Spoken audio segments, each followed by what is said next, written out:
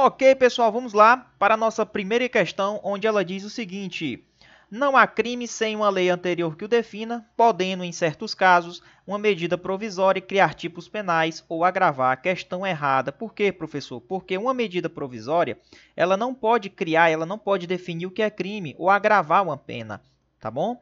Porque só quem é que faz isso, professor? Vamos lá. Só quem vai fazer isso é a lei, pessoal, é a lei. Esse assunto ele é reservado à lei em sentido estrito. A lei em sentido estrito. Ou seja, o princípio da reserva legal. E detalhe, essa lei ela tem que ser anterior ao fato. Ou seja, essa lei já tem que estar existindo antes de acontecer aquele fato que é considerado como crime. E essa lei tem que definir aquele fato como crime. Princípio da anterioridade penal. Então, caiu uma questão dessa na prova, dizendo que medida provisória ou costumes pode criar crime. Não pode, pessoal. Não pode, tá? Somente a lei é que pode criar um crime, tá? Tudo isso aqui está relacionado também com o princípio da taxatividade, tá? Ou seja, taxatividade, só corrigir aqui rapidinho, vamos lá. Taxatividade, certo? Ou seja, é taxativo. Somente o que é crime é que está definido na lei. Um outro fato que não está previsto na lei, eu não posso considerar como crime, porque é uma matéria mais pesada. Então, para realmente colocar uma pessoa na cadeia, a gente tem que realmente estar lá na lei definindo o que é, quais são as condutas, certo? Então, o princípio da anterioridade penal e o princípio da reserva legal. E medida provisória não pode criar tipos penais. Professor, segunda questão. A analogia no direito penal é proibida em caráter absoluto. Também está errada. Quando a gente fala em analogia, nós temos dois tipos. Nós temos a benéfica e nós temos a maléfica. Professor, qual é a que é utilizada, hein? Já sei, é a benéfica, né, professor? Com certeza. Analogia, pessoal, é uma situação que você faz para suprir uma falta de alguma coisa que estava previsto na lei. Por exemplo, um caso X ele foi julgado em um determinado tempo. E aconteceu esse mesmo caso, um caso muito parecido, e aí a gente está querendo julgar também. Então vai ser feita uma analogia com aquele caso que já foi julgado. Bom, aquela analogia, se aquele caso beneficiou a pessoa, ok, vamos aplicar a analogia porque ela foi benéfica. Porém, se aquele caso lá que a gente está fazendo essa comparação foi prejudicial, a gente não pode utilizar ela, tá bom? Porque só pode ser utilizada para beneficiar. A benéfica a gente chama de in bona partem. Não sei nem como é que escreve, professor, isso aqui. In bona partem, deve ser assim. Certo? E a maléfica, professor, é chamada também pelas provas de in malam partem. In malam partem. Só que você já sabe que a maléfica ela não é utilizada. Então, quando ele diz que é proibida em caráter absoluto, está errado, porque existe a possibilidade de utilizar a benéfica, ok? Vamos aqui à terceira questão. Não podem ser criados tipos penais incertos. Beleza, até aí ok. No direito penal. Fato esse que leva a uma norma penal em branco ser inconstitucional. Também está errado. Sabe por quê, pessoal? Tudo bem. Os crimes, pessoal, têm que ser definidos em lei. Tem que estar lá, bonitinho, escrito na lei, artigo tal, caso você cometa isso, isso, isso. Porém, eles não podem deixar incertezas. Tem que ser uma coisa muito taxativo. Professor, mas e as normas penais em branco? Essas normas penais em branco, elas não são inconstitucionais. O que seriam essas normas penais em branco? Por exemplo, um exemplo aqui seria a lei de drogas. A lei de drogas fala em droga, porém ela não diz o que é a droga. Porque quem vai dizer o que é a droga é uma outra norma penal. Ela é chamada, vai ser heterogênea. Por que ela é heterogênea? Porque a definição do que é droga está em uma outra norma diferente da lei de drogas. Porque se tivesse na própria lei de drogas, o que seria drogas, por exemplo, lá no anexo, aí seria uma norma penal em branco homogênea, certo? Heterogênea porque está previsto em um outro documento, um outro documento oficial. Então, por exemplo, a definição do que é droga, está lá numa portaria da Anvisa. E aí, constantemente, eles mudam essa portaria, né? Então, nesse caso, eu quero que vocês entendam o que é que seria essa norma penal em branco. É porque, na verdade, a definição do que é droga está prevista em outra lei. Professor, mas não vai de encontro ao que o direito penal prevê, que o tipo penal não pode ser incerto? Na verdade, ele não está sendo incerto. É porque a previsão está em uma outra lei, só isso. Então, quando a previsão está em outra lei, em outro documento, a gente chama de norma penal em branco, tá? Então, essa norma penal em branco, ela não é inconstitucional, ela é constitucional. A única diferença é porque a situação ela está prevista, está narrada em um outro documento. É isso, pessoal, tá bom? Então, aqui não é inconstitucional. As normas penais em branco, elas são constitucionais, tá bom? Mas nada impede, logicamente, quando você vai criar o crime lá no direito penal, lógico que tem que ser uma coisa certa, um tipo penal certo, não pode ser incerto, ok? Vamos aqui à quarta questão. Ninguém pode ser punido por um fato que uma lei posterior deixa de considerar crime. Ué, ora, professor, antigamente, pela lei A, esse fato que o Joãozinho cometeu bem aqui era crime. Ou a lei tem que ser anterior ao crime, ao fato. Porém, veio uma lei B e fez o quê? Não. Essa lei B ela pode vir de duas formas. Ou ela pode vir para abolir o crime, abolir, que a gente chama de abolitio criminis, certo? Ou ela pode vir para melhorar a pena, dar uma melhorada, né, professor? Uma melhorada uma melhorada, por exemplo, na pena. A gente chama de novatio legis in melius, de melhorar. Certo? Vamos lá. Se ela abolir, show, não é mais crime. Se ela melhorar a pena, é porque ela vai dar só uma reduzidazinha na pena, certo? Então, se vem uma lei posterior, e essa lei vai beneficiar o cara de uma certa forma, ou ela vai deixar de considerar o crime, se ela deixar de considerar o crime, é abolitio criminis, não é mais crime. E aí, vai retroagir? Vai, porque é mais benéfico. E aí vai retroagir e vai alcançar os fatos. Ah, professor, mas eu já estou preso, já estou sentenciado em julgado. Não importa, você vai ser colocado em liberdade. Porque ele diz que quando uma lei posterior ela deixa de considerar um fato como crime, vai acabar todos os efeitos da execução e efeito penal que existe. Ah, professor, mas eu fui condenado na esfera civil à indenização. Certo. A esfera civil ela permanece. A questão aqui foi abolido o crime. Tudo que é efeito penal relacionado a crime, direito penal. Então vai ser cessado, E os efeitos civis, eles permanecem. Professor, mas eu já fui sentenciado. Como é que vai retroagir? Se eu já estou cumprindo a pena, já foi julgado e tudo. Não importa, mesmo que você já tenha sido sentenciado, transitado e julgado, a lei vai retroagir e vai alcançar você. Porque a lei é mais benéfica. Se a lei posterior é mais benéfica, ela retroage para te beneficiar.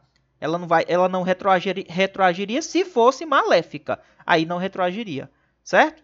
Então, vamos lá. Ninguém pode ser punido pelo fato que uma lei posterior deixa de considerar crime, cessando em virtude dela a execução e os efeitos penais. Ok, os civis não. Civis não. Olha aí, civis não. Tá? Civis permanecem. O que vai cessar é os efeitos penais e o efeito da execução. Tudo relacionado à questão penal. Tá bom? Então o item está errado. Próxima questão. A lei posterior, que de qualquer modo favoreceu o agente, aplica-se aos fatos anteriores. Foi o que a gente já falou. Ainda que decididos por sentença condenatória transitada no julgado. Foi o que a gente acabou de falar, pessoal. Se ela é benéfica, ela pode ser benéfica de duas formas. Como, professor Muniz? Bom, ela pode acabar com o crime, ela pode abolir o crime, que é o que a gente chama de abolitio crimes, ou ela pode melhorar, pessoal, dar uma melhorada na pena. É o que a gente chama de novatio melis in melius, né? Novatio, como é que é o nome? Até coloquei, novatio legis in melius. Novatio legis in melius, ou seja, vai dar uma melhorada. Independentemente das duas formas, vai retroagir. Porém, a abolitio crimes, ela acaba com o crime, vai extinguir sua punibilidade lá, certo? Então, professor, mas mesmo que já esteja, se você tenha sido sentenciado, condenado, transitado e julgado, vai voltar e vai beneficiar você. Tá bom? Não importa se você já foi transitado e julgado. Certo, pessoal? Tranquilo? Tranquilo, professor. Ok. Vamos lá. Se um fato se tratar de um crime continuado ou permanente, vamos lá. Professor, olha que interessante esse caso aqui, ó. Vem cá. Nós temos uma lei A que prevê o crime de sequestro. Ela é uma lei anterior. Aí o cara mete um sequestro bem aqui, ó. Certo? Aí o cara vai meter um sequestro bem aqui. Beleza, professor, tranquilo. Aí tranquilo. Meteu o sequestro e tal. O sequestro ele continuou 24 horas. Todo dia ele está sendo sequestrado, ó. É um crime o quê? Continuado. Permanece no tempo, ó. Beleza? Aí tá lá. Qual é a lei mesmo anterior que está prevendo o crime de sequestro? É a lei A. Tem uma lei A.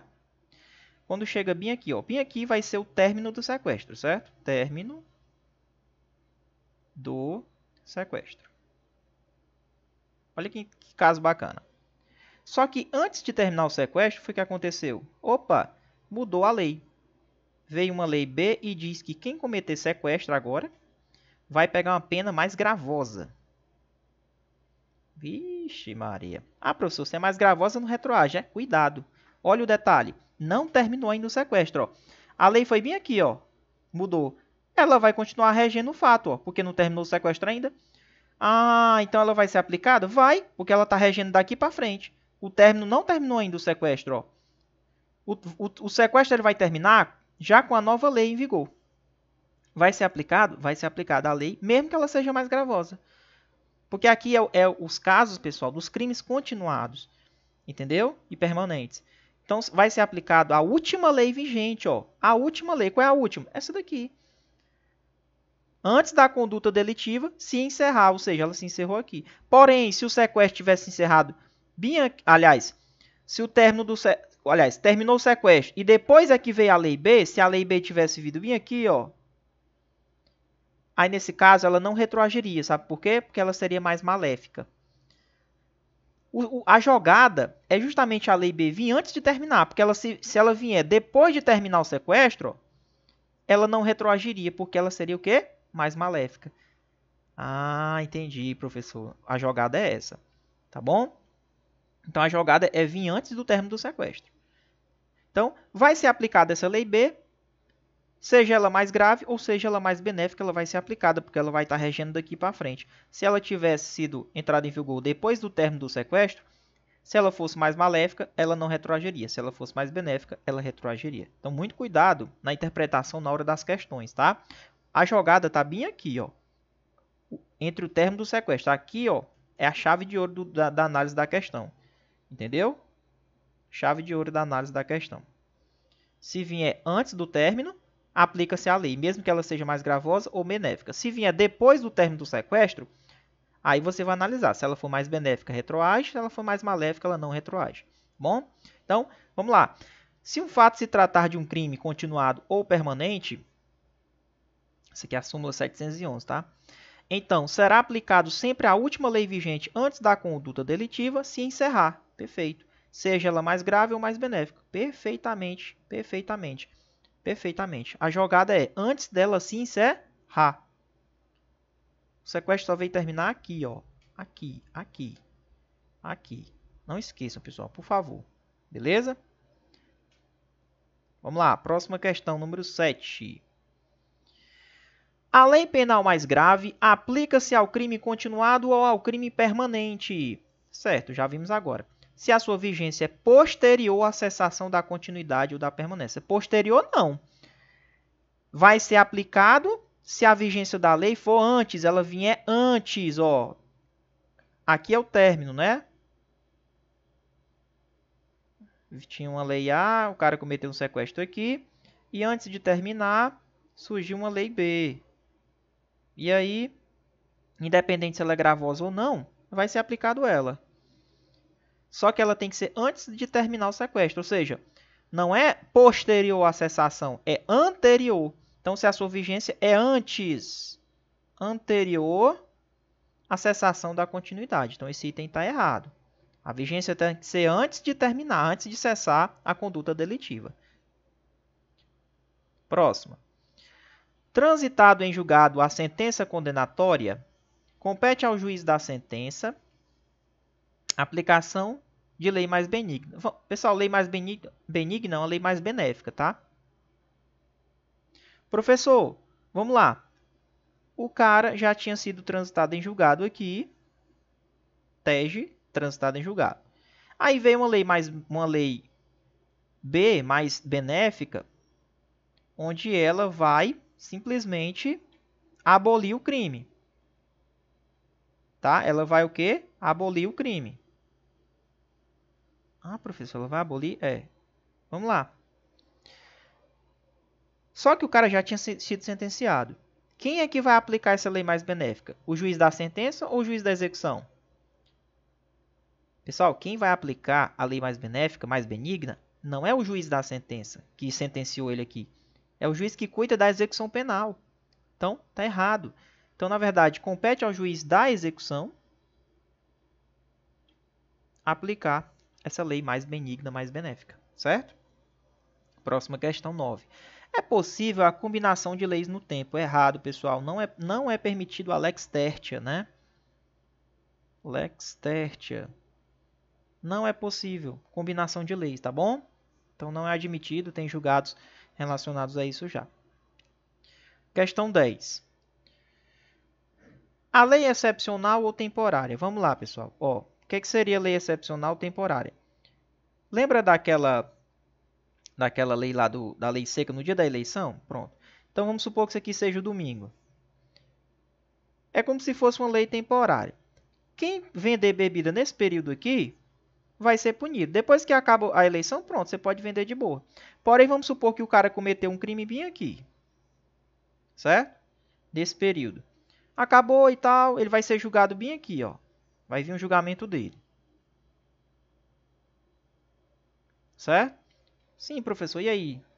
Já acabou. Como é que eu vou julgar ele por um crime que já não existe mais? Pessoal, cuidado. Quando a gente trata de lei temporária e lei excepcional, não tem lógica eu criar um crime aqui temporariamente para depois eu não punir o rapaz. Lógico que vai ser punido.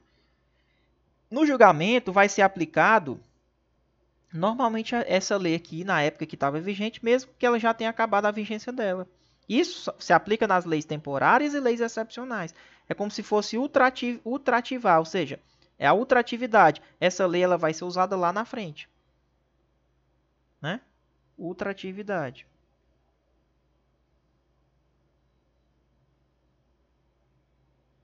Certo?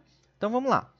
A lei excepcional temporária, embora decorrido o período de sua duração ou cessadas as suas circunstâncias que a determinaram, aplica-se ao fato praticado durante sua vigência, como, por exemplo, a aplicação da lei seca, no dia das eleições, que, embora seja de curto tempo, quem vender bebida alcoólica nesse dia estará cometendo infração penal e será julgado posteriormente com base nessa lei. Sim, mesmo que ela tenha já acabado, aqui, ela vai ser usada no julgamento.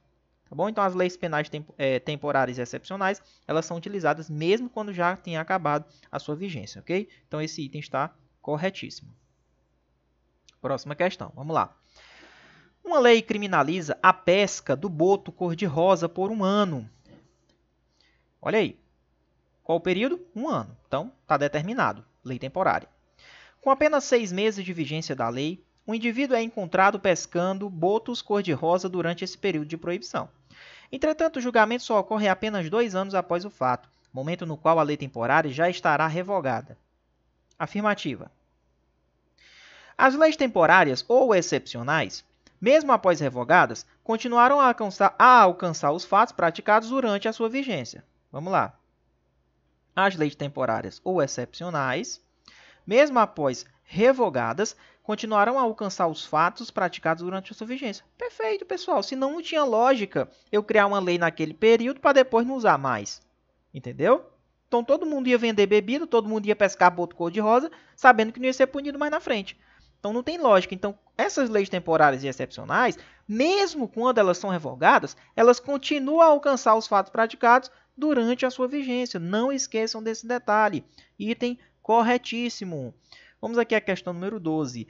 Pela teoria da atividade, considera-se praticado o crime no momento da ação ou da omissão, ainda que o outro seja o momento do resultado. Vamos lá. Olha que questão interessantíssima, pessoal. Esse indivíduo A atira no indivíduo B. Aí, professor, vamos lá. Atirou, só que o B só veio morrer 2 dias depois. E ele morreu. Te pergunto, qual o tempo do crime? Qual o tempo do crime? Se a questão perguntar qual o tempo do crime,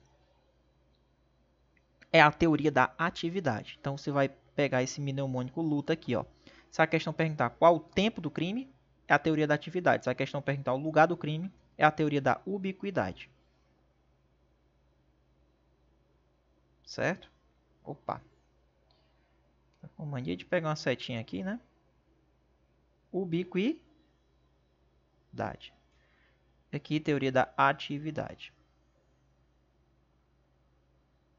Ei, professor, peraí.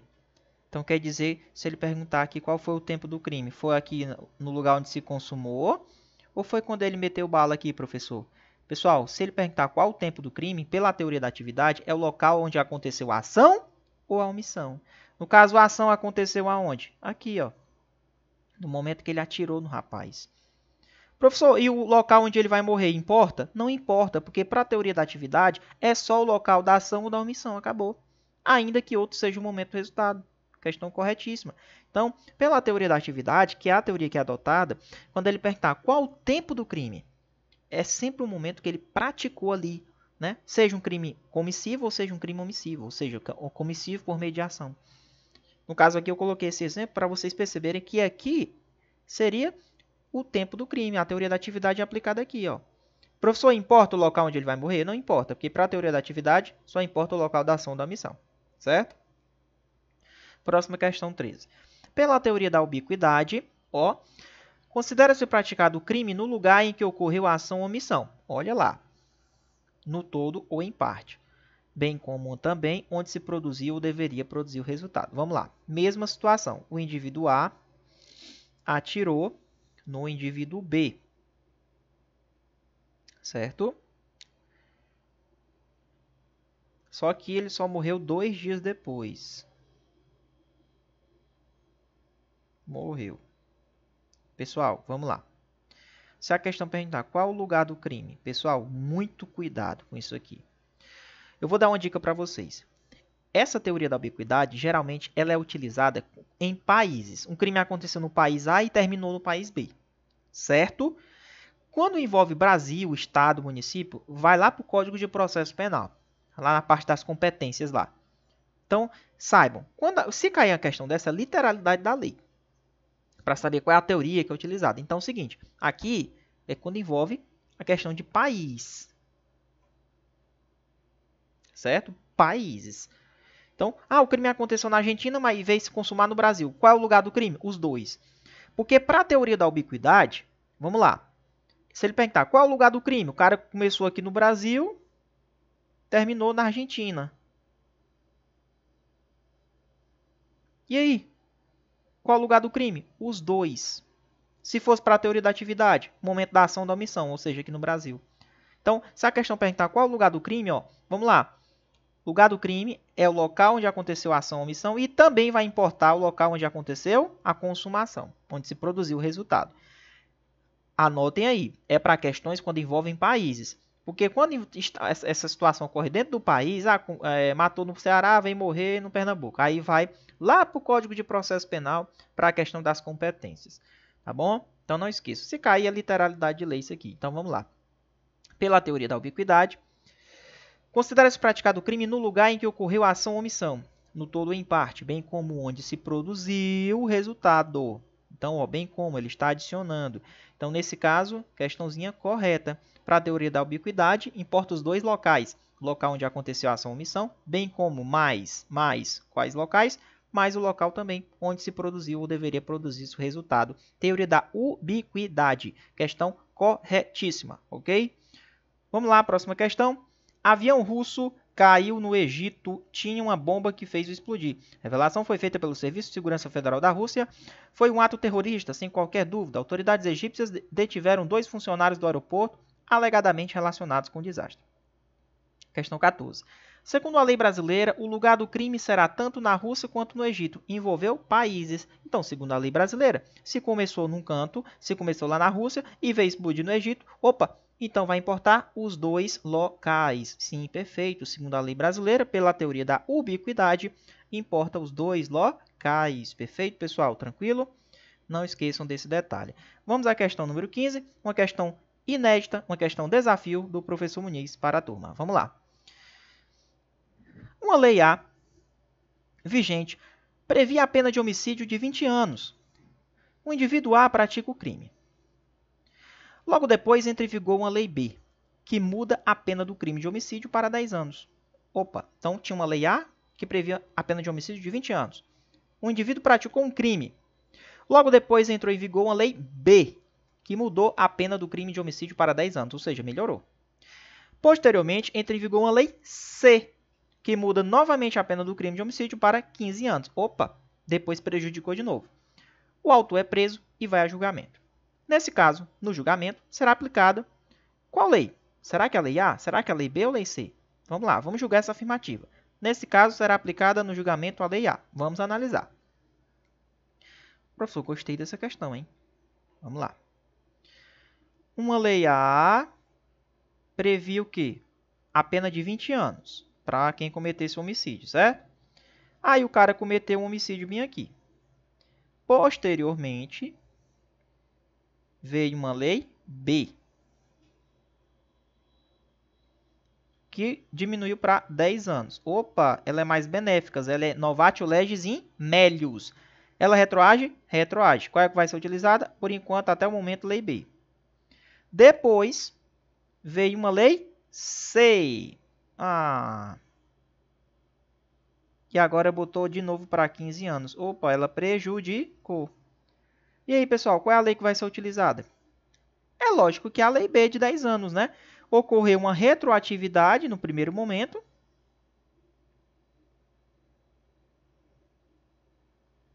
Não é isso? Porque ela era mais benéfica. E no julgamento, que vai ser aqui, ó. E no julgamento, o que é que vai acontecer? Vai utilizar qual das leis? É lógico que é a lei B. Porque no primeiro momento ocorreu uma retroatividade e no segundo momento, como a lei C era mais maléfica, não ia ser utilizada ela, ia ser utilizada a lei B. Então, a lei B ela vai ultrativar e vai ser utilizada no julgamento. Então, ocorre uma ultratividade. Ou seja, a lei vai ser usada lá na frente. Ou seja, no primeiro momento ocorreu uma retroatividade, porque era mais benéfica.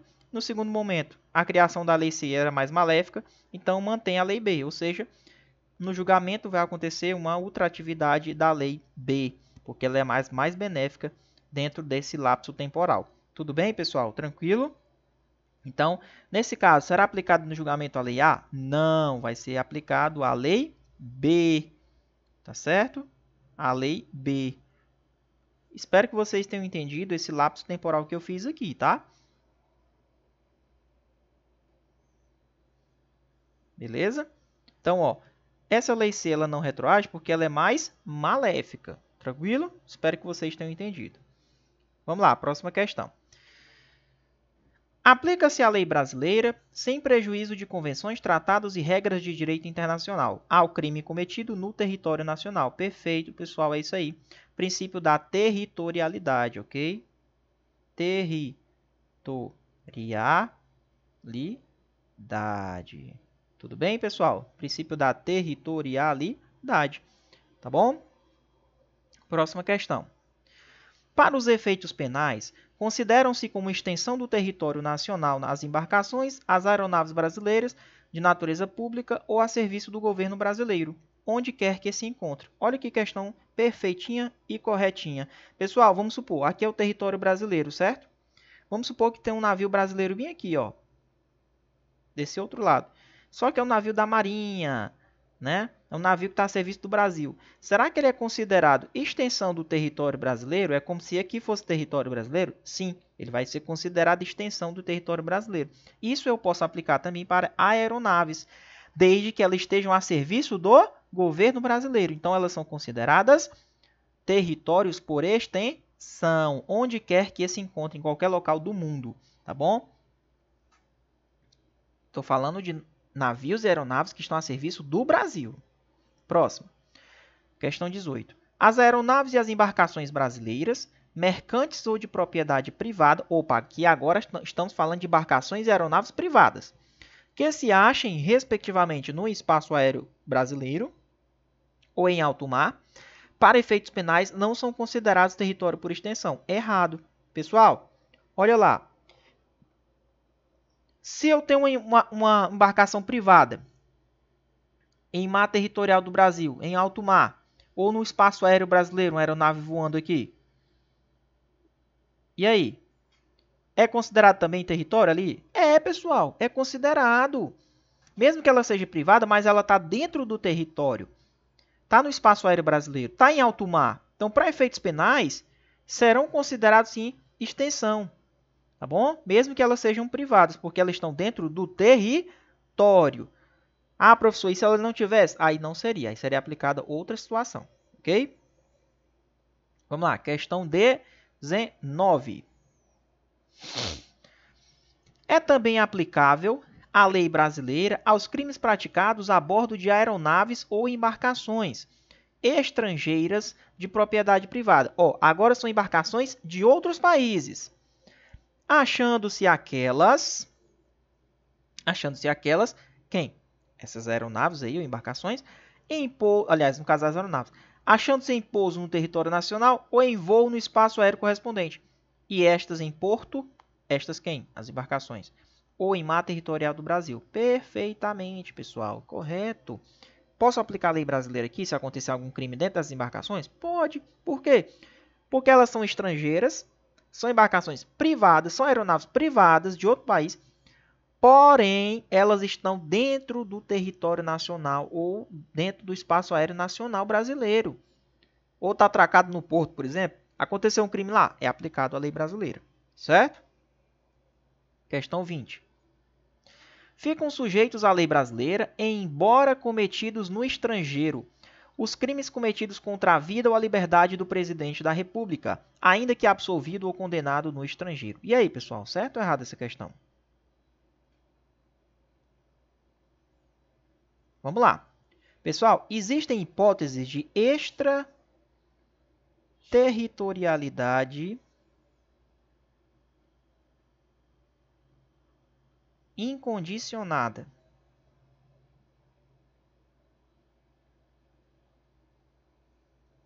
Incondicionada, certo?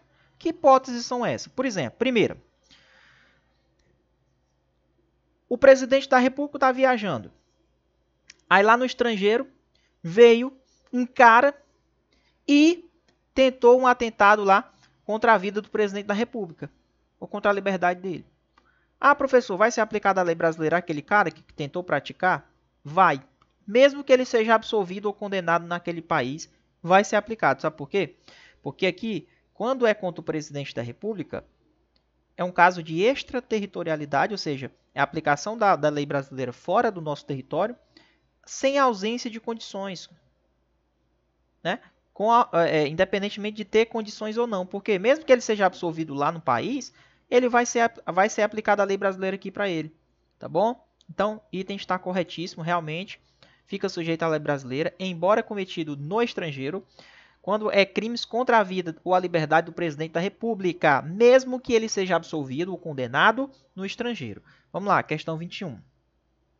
Ficam sujeitos à lei brasileira, embora cometidos no estrangeiro, os crimes contra a administração pública, por exemplo, peculato, corrupção passiva, por quem está a seu serviço, ou seja, tem que ser pelo funcionário público, mesmo que ele seja absolvido ou condenado no estrangeiro. Ah, professor, foi um funcionário aqui do governo do estado, que a gente viajou para uma missão, né, lá no exterior, e aí ele cometeu um crime contra a administração pública lá fora. Crime de, por exemplo, de peculato. Se apropriar dos bens, né, em razão da função pública. Ele estava de serviço, estava a serviço, logicamente, da República. Porém, ele praticou esse crime lá fora, crime contra a administração pública. Ah, professor, mas ele foi absolvido lá, sentenciado lá no estrangeiro. Não importa, porque aqui é um caso de extraterritorialidade incondicionada. vai ser aplicado a lei brasileira, mesmo que ele seja absolvido ou condenado lá.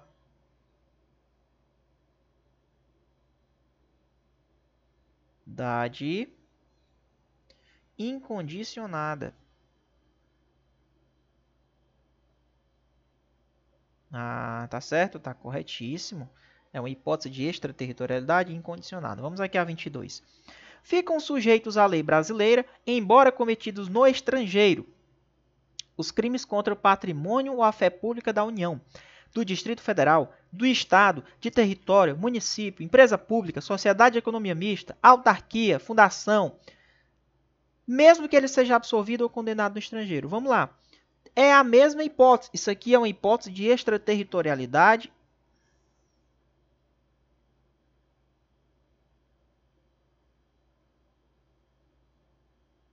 incondicionada.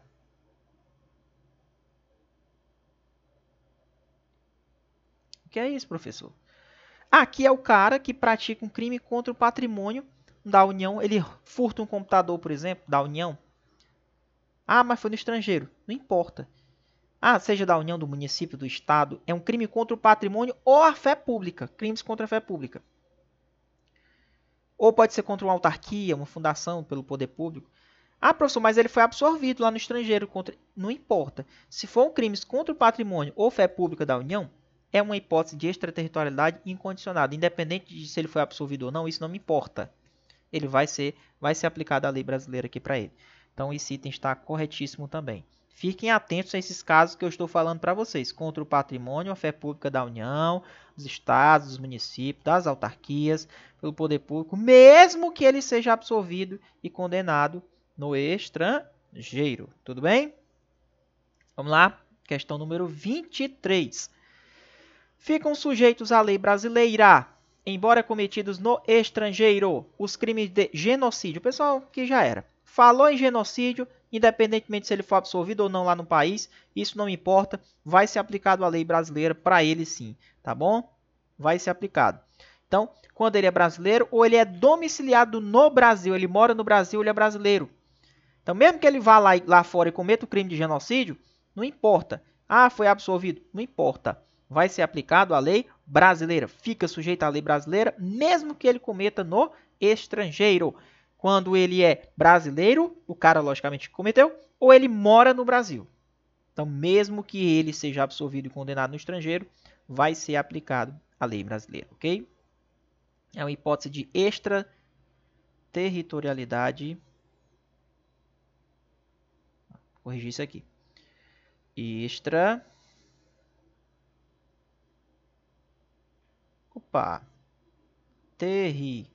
Territorialidade incondicionada.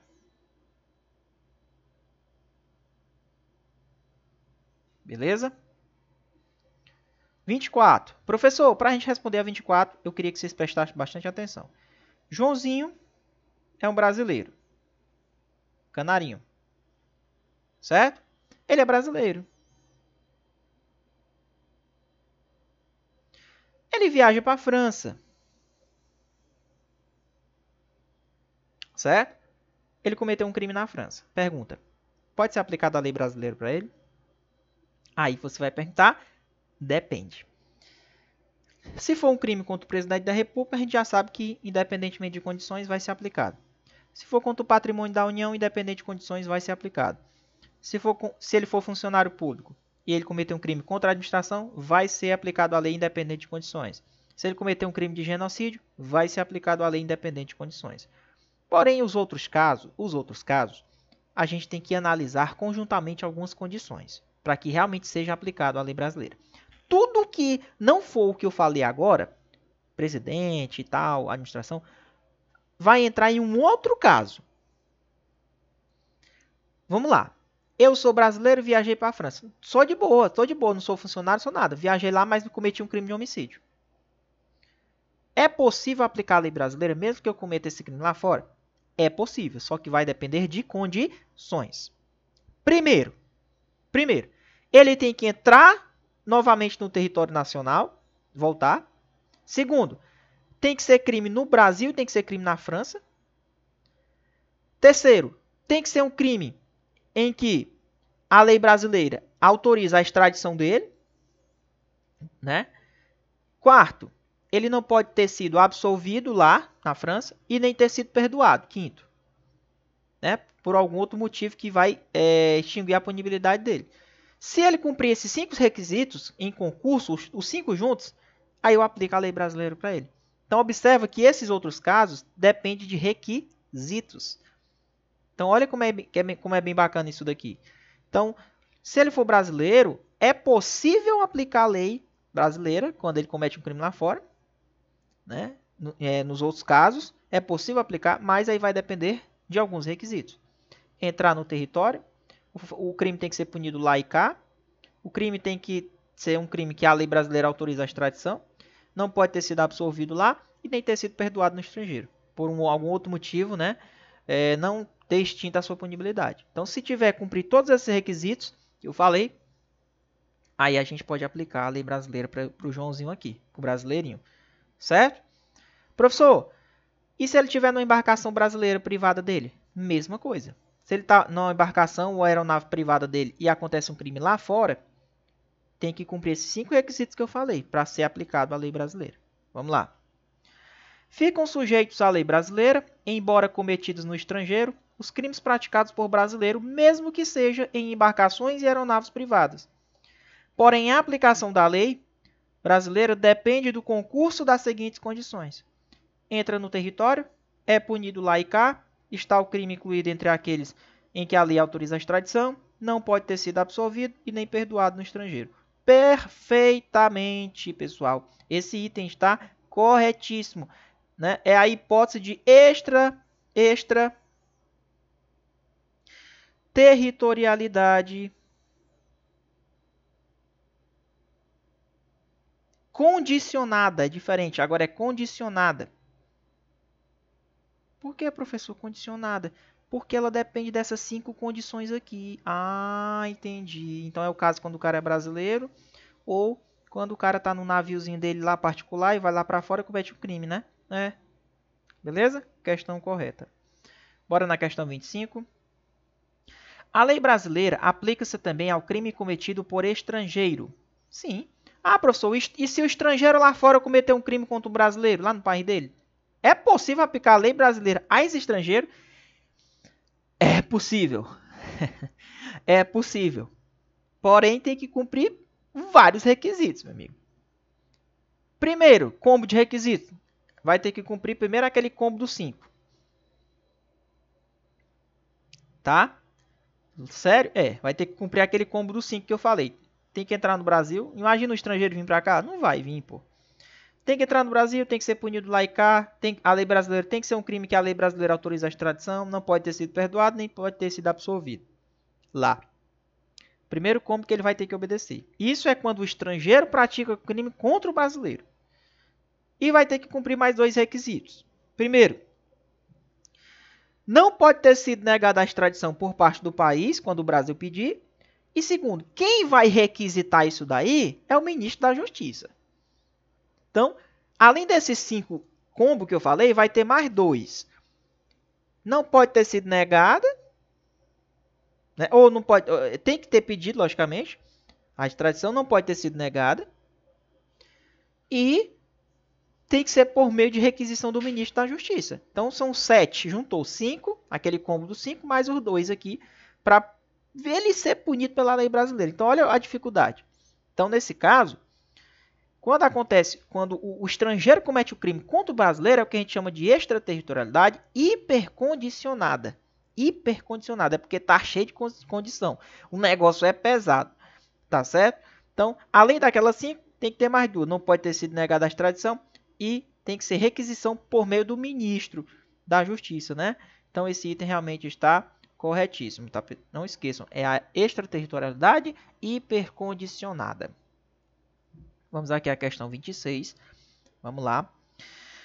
A pena cumprida no estrangeiro atenua a pena imposta no Brasil pelo mesmo crime, quando diferentes, ou nela é computada quando idêntica. Vamos lá. Penas.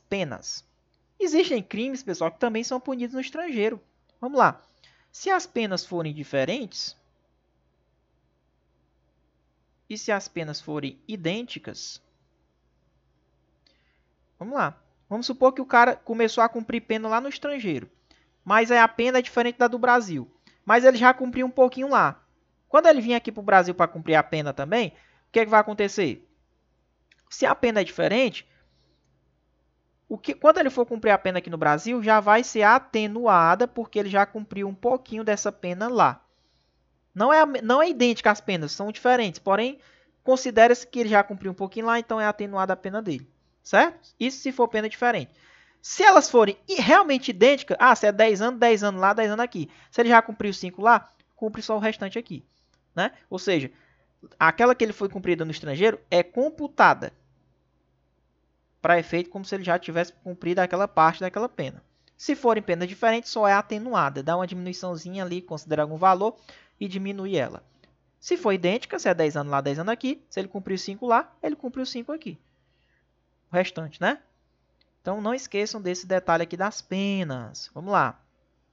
A pena cumprida no estrangeiro atenua a pena imposta no Brasil pelo mesmo crime quando diferentes, certo? Atenua quando diferentes, atenua quando diferentes, atenua quando diferentes.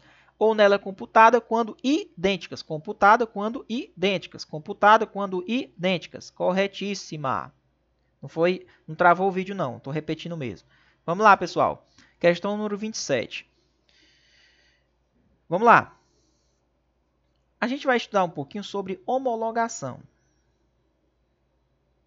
O que seria essa homologação, Muniz? Vamos lá. Me diga uma coisa. Quando o estrangeiro dá uma sentença para um brasileiro, uma sentença de cadeia, será que o Brasil vai homologar para ele cumprir a pena aqui? Não. O Brasil só consegue homologar se for para indenização ou for para medida de segurança. Cumprir pena privativa de liberdade, o Brasil não vai homologar. Certo? Se for sentença estrangeira. Já começa, bota isso na cabeça de vocês. Vamos lá. A sentença estrangeira, quando a aplicação da lei brasileira produz na espécie as mesmas consequências, pode ser homologada no Brasil. Pode, mas só pode homologar, meu amigo, para reparação de dano, restituição ou algum outro efeito civil, indenização, o dinheiro. E a parte tem que pedir ainda, a parte interessada. E para sujeição de medida de segurança. Professor, se lá ele foi condenado a 10 anos lá pela sentença estrangeira, o Brasil vai homologar para ele cumprir os 10 anos aqui? Não. Não, ele não vai homologar isso não. Ele só homologa se for sentença estrangeira para relacionado quando foi para a questão de indenização, reparação dos danos ou para algum tipo de medida de segurança. São os dois casos que pode ser homologado aqui no Brasil. Se for para, porque a sentença lá deu 10 anos de cadeia, vamos aqui para o Brasil cumprir? O Brasil não vai homologar. Ele vai homologar, ele foi condenado, indenizado a reparar o dano lá na França. Beleza, vamos homologar aqui, porque ele vai ter que dar um jeito de indenizar essa pessoa aí, a vítima. Show. Nesse caso pode. Ou também no caso de medida de segurança. Então, a sentença estrangeira, quando a aplicação da lei produz as mesmas consequências, pode ser homologada no Brasil, para obrigar o condenado a restituir ou a sujeitar a medida de segurança. Perfeito. Se for esses dois casos, pode. Beleza? Se for esses dois casos, pode. Vai ser homologada. STJ, né? Vamos lá. 28. A homologação para cumprimento de indenizações civis por sentença estrangeira depende do pedido da parte interessada. Foi o que eu falei. É lógico que a parte tem que se manifestar interesse em pedir isso daqui. 29. A homologação para sujeitá-lo à medida de segurança de um indivíduo A por sentença estrangeira depende da existência de um tratado de extradição com o país, tem que ter um tratado, lógico, cuja autoridade judiciária emandou a sentença. A autoridade judiciária lá da França primeiro tem que ter um tratado de extradição para mandar ele para cá, né? Para se sujeitar a essa medida de segurança. E se não tiver um tratado entre esses países, vai ter que ter uma requisição do ministro da Justiça. Tá certo? Vai ter que ter uma requisição do ministro da Justiça. Então, esse item está corretíssimo. Tá bom? Questão número 30. O dia do começo não se inclui no cômputo do prazo. Pessoal, vamos lá. se eu vou cumprir um mandado de segurança às 23 horas do dia tal, falta só 1 hora para dar meia-noite. Me diga uma coisa. Mesmo que eu prenda ele às 11 horas da noite, faltando 1 hora para dar meia-noite, para virar o dia, vai contar já como se ele cumprisse um dia de pena? Vai contar. Então, o dia do começo, ele se inclui sim, tá errado. O dia do começo, ele vai ser incluído no cômputo do prazo. Mesmo que falte 1 hora só para virar o dia.